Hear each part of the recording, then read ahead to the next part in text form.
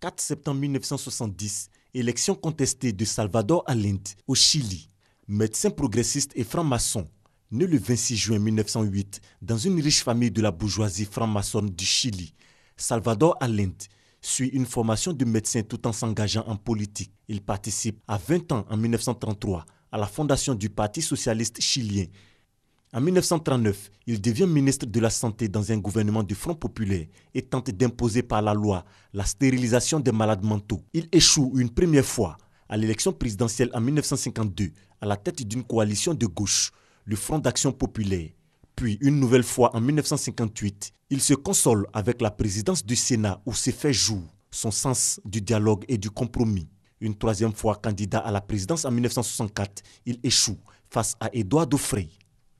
Le 26 février 1964, Eduardo Frei, candidat démocrate chrétien, est élu à la présidence de la République sur un programme réformiste qui a les faveurs de l'Église, la révolution dans la liberté, partage des terres, nationalisation des mines de cuivre qui font la richesse du pays.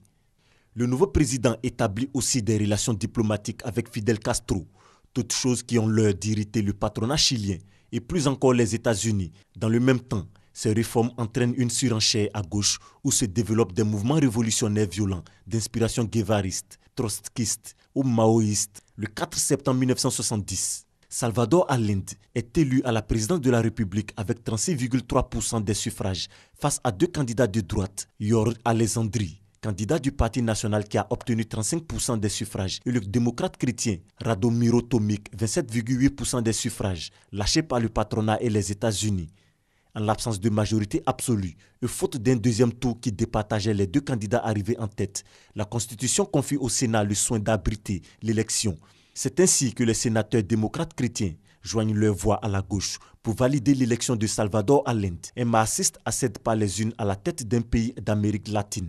C'est un électrochoc dans l'opinion internationale et en particulier la gauche française où l'on se prend à rêver l'impensable. Les prix flambent et le marché noir s'installe. Le pays est bientôt paralysé par des grèves à répétition, dont celle des camionneurs qui paralysent le pays pendant 3 semaines en octobre 1972 en bloquant la route panaméricaine, colonne vertébrale qui court du nord au sud sur près de 4000 km. En novembre 1972, Fidel Castro s'en vient visiter le Chili pendant plusieurs semaines, distribuant ses conseils à tout va au risque d'irriter les Chiliens.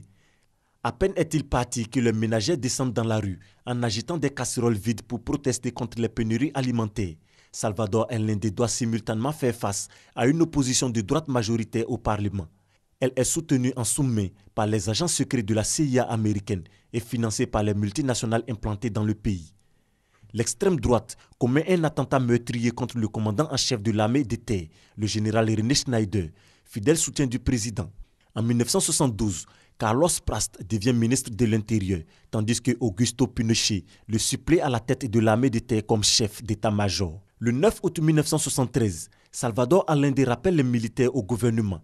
Il nomme Carlos Prats au ministère de la Défense, mais dès le 23 août suivant celui-ci, humilié et découragé, démissionne de toutes ses fonctions.